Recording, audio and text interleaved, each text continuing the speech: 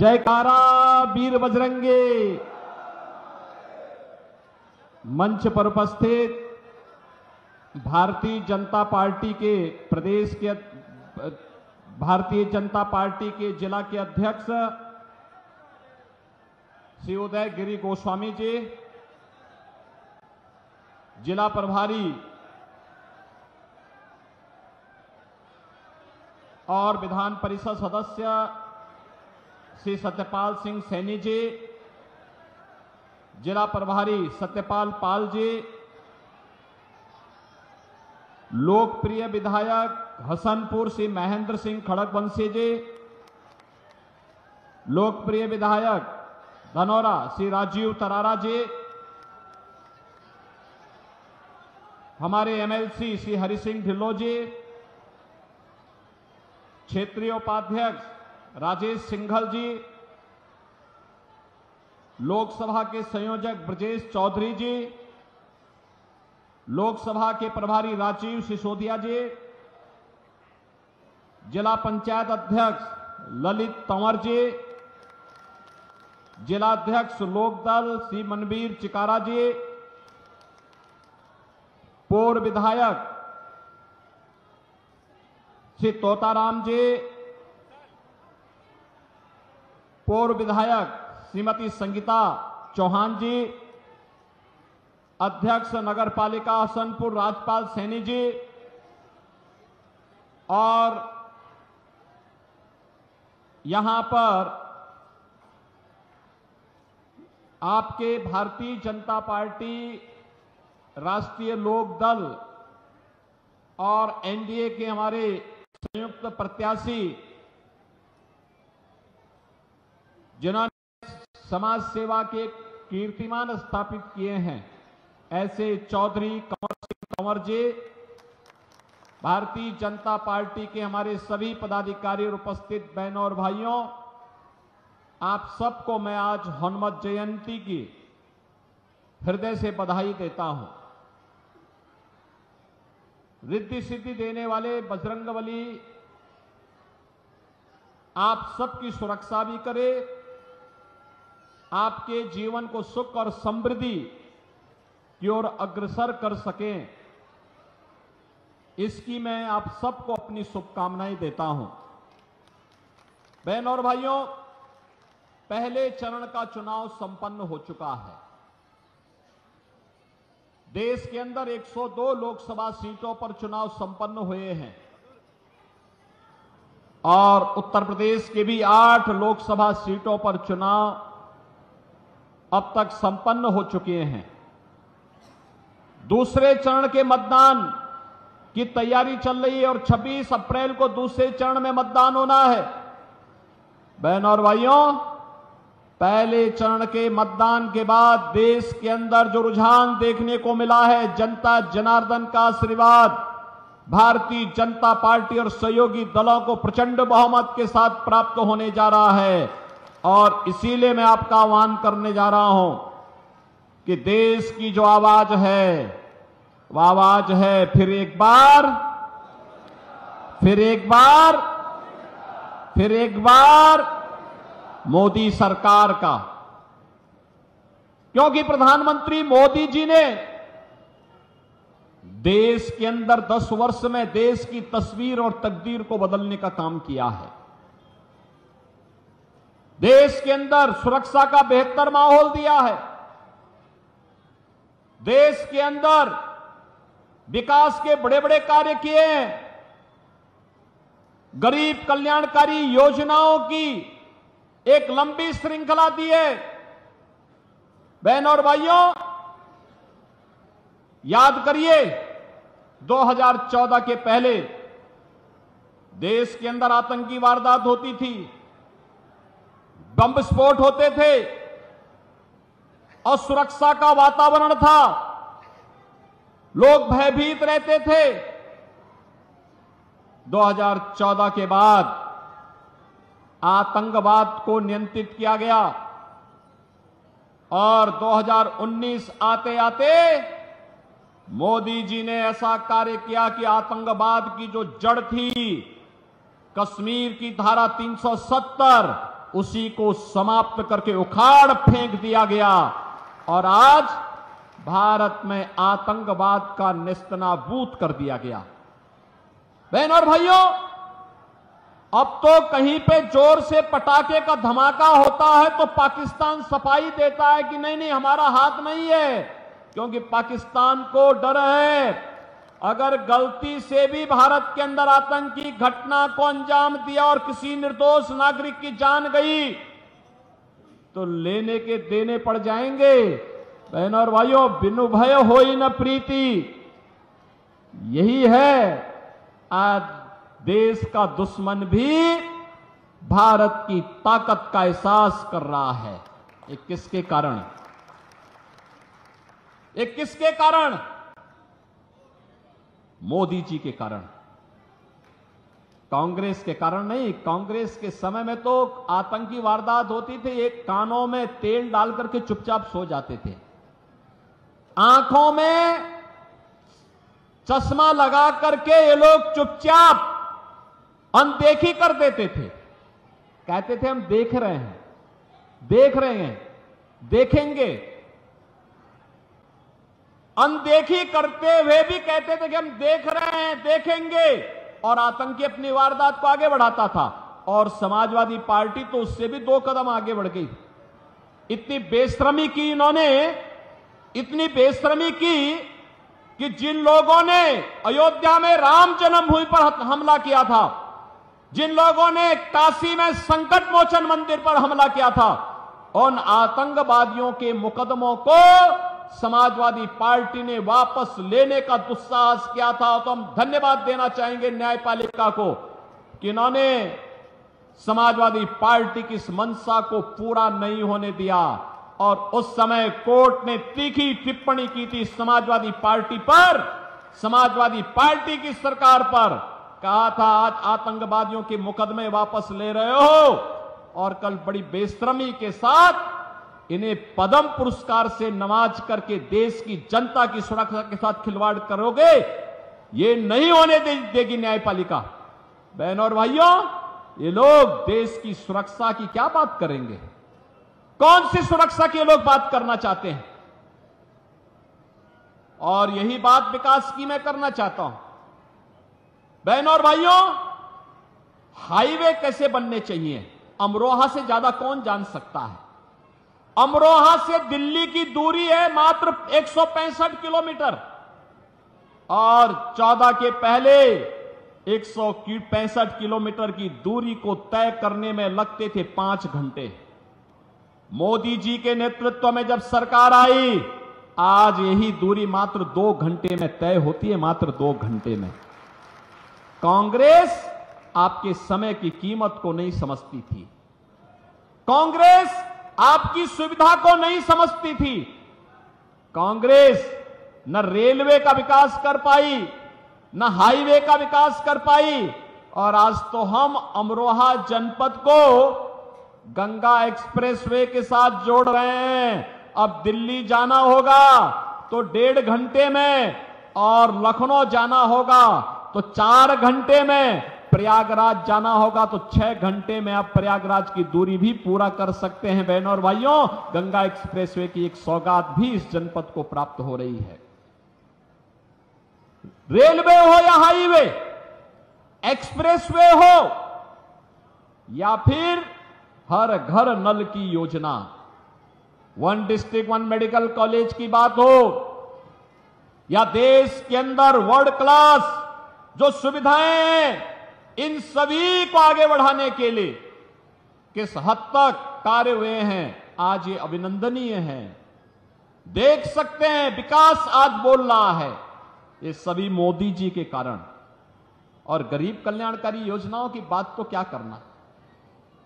कांग्रेस ने 1970 में नारा दिया था गरीबी हटाओ का, गरीबी हटाओ।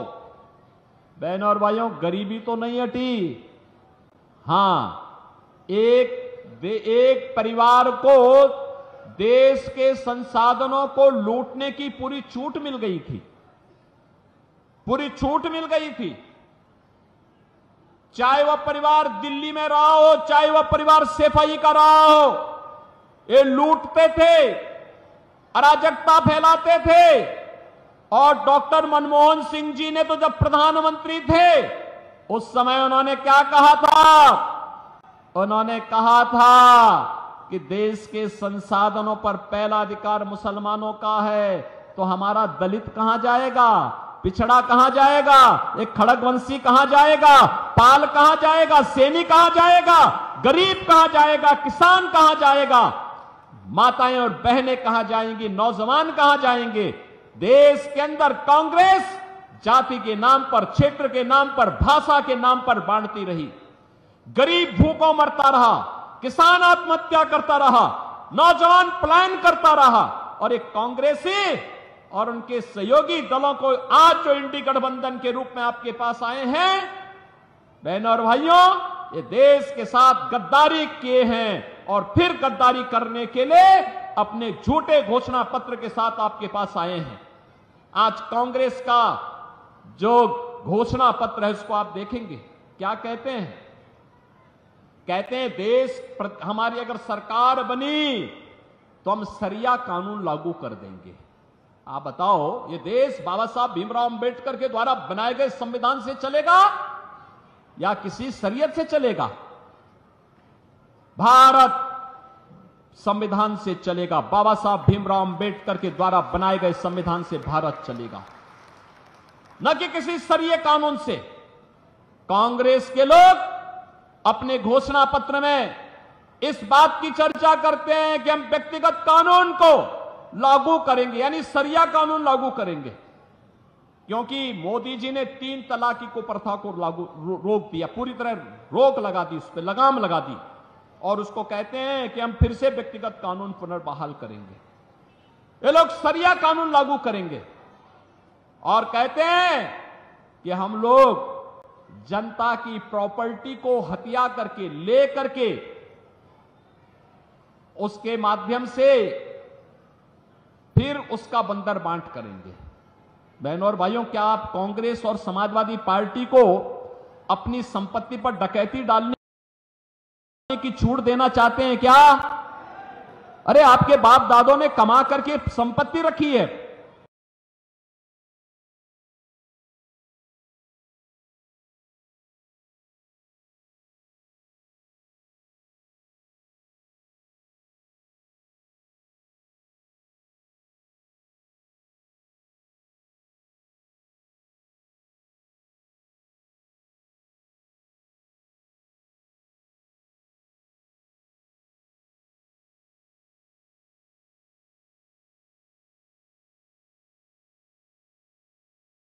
देखो ना इन बेशरमों की हालत।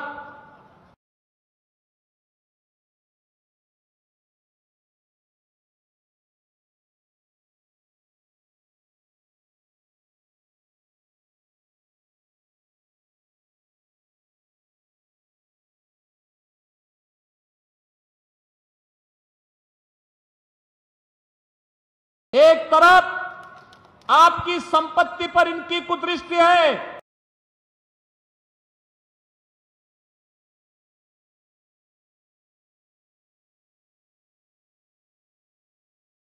और दूसरी तरफ माफिया और अपराधियों को अपने गले का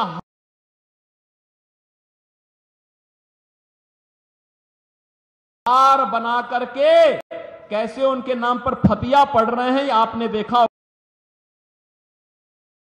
इनके हाल को, देखा है ना, देखा है ना। कल्याण सिंह जी का था, उस सपने को साकार करने के लिए महेंद्र खड़गवंशी चौधरी कंवर सिंह तंवर के साथ मिलकर के लगातार प्रयास करते रहे। बहनों और भाइयों, आप सोचो, सरदेव कल्याण सिंह जी की भावनाओं के अनुरूप आज अयोध्या में भगवान राम का भव्य मंदिर बन गया है।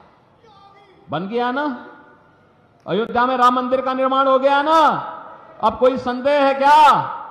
अभी भी कोई संदेह है किसी को? और आप सोचिए, जब कल्याण सिंह जी का देहांत हुआ तो समाजवादी पार्टी के लोग गए भी नहीं। अपमान क्या था इन्होंने? स्वर्गीय कल्याण सिंह जी का। और इसीलिए आज मैं आपसे कहने के लिए आया हूं कि गरीबों के हकों पर डकैती डालने वाले आज मोदी जी के शासनकाल में 80 करोड़ गरीबों को फ्री में राशन की सुविधा का लाभ मिल रहा है। क्या किसी का चेहरा देख करके राशन दिया जा रहा है? गरीब, दलित, वंचित, अति पिछड़ा, हर जाति का गरीब जो भी होगा उसको राशन मिल रहा है। और जो बचे होंगे उनके भी फॉर्म भरे जा रहे हैं। कहा जा रहा है इसके बाद 100% सैचुरेशन की तरफ हम लोग चलेंगे। सैचुरेशन के लक्ष्य को पूरा करने के लिए जो वंचित होगा सबको मिलेगा। 60 करोड़ गरीबों को 5 लाख रुपए की आयुष्मान भारत की सुविधा। और अब तो हमने ये भी व्यवस्था की है कि जिसके पास आयुष्मान भारत का कार्ड नहीं बन पाया, मेरे पास मेरा कोई विधायक, कोई पदाधिकारी या पीड़ित भी पत्र लिख देता है तो मैं उसके जनधन अकाउंट में सीधे लखनऊ से पैसा भेज देता हूं कि भाई उपचार करा लो, कोई समस्या नहीं, सरकार उनकी है। बहनों और भाइयों, मोदी जी ने 50 करोड़ गरीब परिवारों के जनधन अकाउंट खोल दिए। क्या कर रही थी कांग्रेस 60-65 वर्षों तक? समाजवादी पार्टी की 4-4 बार सरकार थी, क्या कर रहे थे लोग? मोदी जी ने 12 करोड़ परिवारों के घर में शौचालय बना दिए। 10 करोड़ गरीब महिलाओं को, 10 करोड़ परिवारों को रसोई गैस का फ्री में कनेक्शन उपलब्ध करवा दिया। 12 करोड़ गरीबों के घर में शौचालय बना दिए गए। 4 करोड़ गरीबों के मकान बनाए गए और कहा है भी 3 करोड़ और लोगों को मकान देंगे। 3 करोड़ अगले 5 वर्ष में 3 करोड़ अन्य लोगों को। 3 करोड़ का मतलब 300 लाख। बहनों और भाइयों, यानी हर व्यक्ति अभी से मकान पाने के लिए जो वंचित रह गया उसको भी मकान मिलेगा। इसका आश्वासन मोदी जी ने दे दिया। यही मोदी की गारंटी है। 2.5 करोड़ घरों में बिजली का कनेक्शन पहुंच गया। मोदी जी को तो 10 ही साल हुए। ये कांग्रेसी क्या कर रहे थे 65 वर्षों तक? समाजवादी पार्टी को 4-4 बार मौका मिला। क्या कर रही थी समाजवादी पार्टी? बहुजन समाजवादी पार्टी को भी मौका मिला। क्या कर रहे थे ये लोग? केवल लूट करके अपने परिवार का भर रहे थे। इनको गरीबों की चिंता नहीं थी। इंदिरा गांधी ने जो नारा दिया गरीबी हटाओ का, पोता भी तोते की तरह वही रट रहा है कि गरीबी हटाएंगे और कैसे हटाएंगे? कह रहे हैं कि जिसकी संपत्ति होगी उसको हड़प लेंगे, फिर उसको हम लोग दूसरों को बांट देंगे, बंदर बांट कर देंगे। ये बंदर बांट इनका जो है ना, इसी के लिए हम लोग आए हैं कि आज जो मोदी जी करने में सफल हुए हैं, इसलिए सफल हुए हैं बहनों और भाइयों, क्योंकि मोदी जी को ताकत आपने दी है। 1 वोट की ताकत है। ये 1 वोट की ताकत आतंकवाद ला सकता है अगर गलत हाथों में जाएगा। और यह आतंकवाद को सीमा पार ही निपटा देगा अगर भाजपा को यह वोट जाता है तो। आज आप देख रहे हो ना, पाकिस्तान जो सफाई देता है वो एक ही सफाई देता है, कहता है कि भारत ने हमारे देश के सभी आतंकवादियों को एक एक करके चुन चुन करके मार दिया है। तो क्या आतंकवादियों की आरती उतारेंगे क्या? यही तो करना है हम लोगों को। भाजपा को पड़ने वाला एक एक वोट आतंकवाद को सीमा पार ही निपटा देगा। आपको आपका भाजपा को मिलने वाला एक एक वोट बेटी और व्यापारी को सुरक्षा की गारंटी दे देता है। कर्फ्यू से मुक्ति और कावड़ यात्रा को ले चलने की गारंटी भी दे देता है। बहनों और भाइयों, आपका एक वोट गरीब के जीवन में परिवर्तन ला करके, कांग्रेस के समय में गरीबी बढ़ी और मोदी जी के 10 वर्ष के कार्यकाल में 25 करोड़ लोग गरीबी रेखा से मुक्त होकर के खुशहाल जीवन जीने के लिए आगे बढ़े हैं, विकास की प्रक्रिया के साथ आगे बढ़े हैं। और कांग्रेस अपनी घोषणा पत्र में कह रही है जो 25 करोड़ लोग गरीबी से मुक्त हुए हैं इनको फिर से गरीब बनाएंगे। क्या आप ऐसे कांग्रेस को वोट देंगे? और तो और पिछली बार जो धोखा हुआ, आपने जिस व्यक्ति को सांसद चुना वह व्यक्ति तो भारत माता की जय भी नहीं बोलता। और पिछली बार किस चुनाव चिन्ह पे आया था, इस बार फिर दूसरे चुनाव चिन्ह पे आ गया।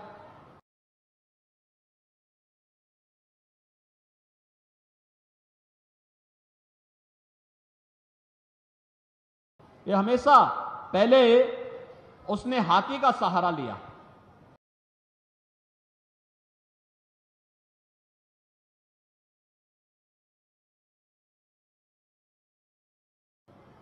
और जब यहां पूरा चर खा लिया है तो अब वह हाथ का सहारा लेकर के जबरदस्ती यहां के संसाधनों को लूटने का प्रयास कर रहा है। और बेशर्मी की हद देखो, देश की संसद में भारत माता की जय करने से भागता है, कहता नहीं हम नहीं बोलेंगे। आप मुझे बताओ क्या उसको वोट जाना चाहिए? क्या वोट जाना चाहिए? क्या जो भारत माता की जय न बोल सके, क्या उसको वोट जाना चाहिए? क्या रहेंगे भारत में, खाएंगे भारत में और भारत माता की जय जयकार नहीं करेंगे? ये कैसे चल सकता है?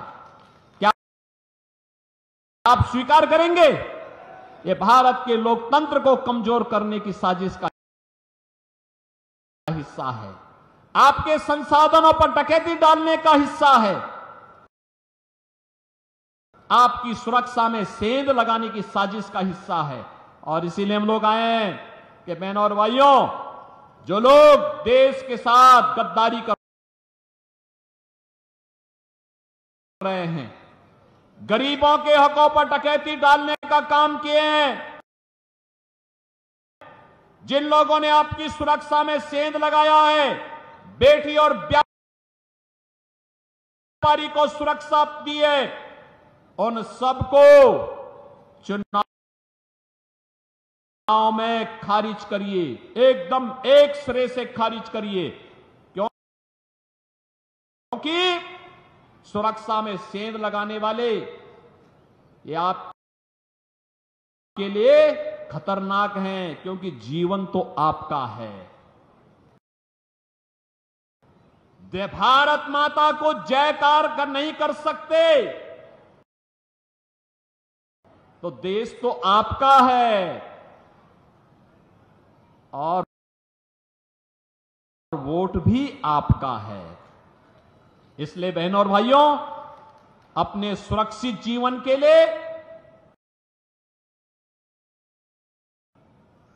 उज्जवल भविष्य के लिए,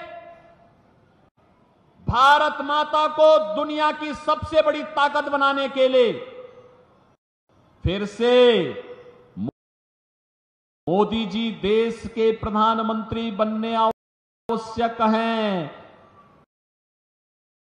और जो भारत की प्रगति चाहते हैं, भारत की समृद्धि चाहते हैं, वे सभी लोग मोदी जी के समर्थन में हैं, सभी लोग समर्थन में हैं।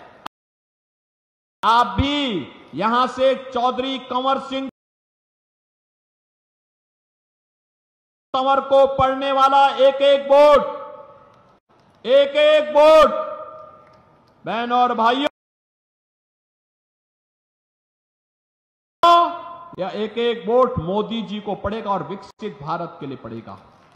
आप सहमत हैं? सहमत हैं? चौधरी कंवर सिंह तंवर को पढ़ने वाला कमल चुनाव चिन्ह पर एक एक वोट है, मोदी जी के खाते में जाएगा और विकसित भारत की आधारशिला बनेगा। आप भी सहमत हैं इससे? हमारा देश समृद्ध होना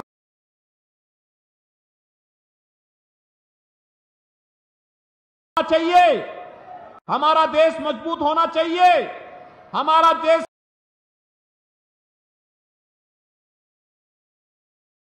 सशक्त होना चाहिए, आतंकवाद से मुक्त होना चाहिए, हमारा देश किसी भी प्रकार की अराजकता से मुक्त होना चाहिए। सब सहमत है ना?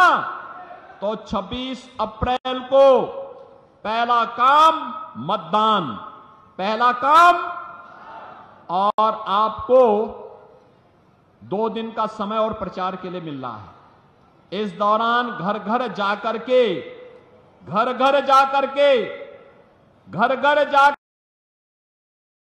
के बोलेंगे हनुमान जयंती है, और हनुमान जी के आराध्य प्रभु राम को अयोध्या में विराजमान कराने का काम भी मोदी जी ने किया है।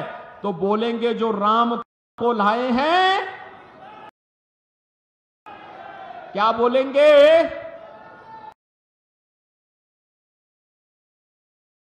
जो राम को लाए हैं हम उनको लाएंगे, बोलेंगे ना? सभी सहमत है ना? और कमल खिलाएंगे, ये भी बोलेंगे ना? सभी लोग सहमत हैं? तो चौधरी कंवर सिंह तंवर भारी बहुमत से विजयी बनकर के जाएंगे। तो मेरे साथ बोलेंगे भारत माता की, भारत माता की, भारत माता की।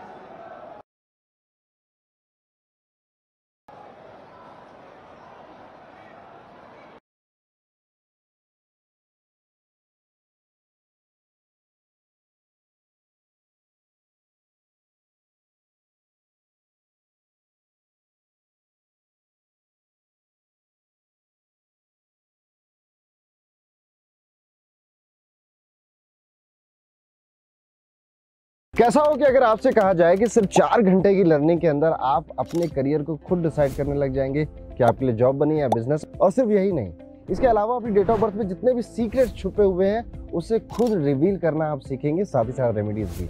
जी हाँ, मैं हूँ एस्ट्रो पंडित और मैं बात कर रहा हूँ हमारे मेगा न्यूमरोलॉजी वेबिनार में, जहाँ पर अगर आपको अंक ज्योतिष के रहस्य को सीखना है और अपनी डेट ऑफ बर्थ पे खुद अप्लाई करना है तो जरूर आना चाहिए। ये 4 घंटे का 2 दिन का महा वेबिनार है, जहाँ पर आपको न्यूमरोलॉजी से रिलेटेड 18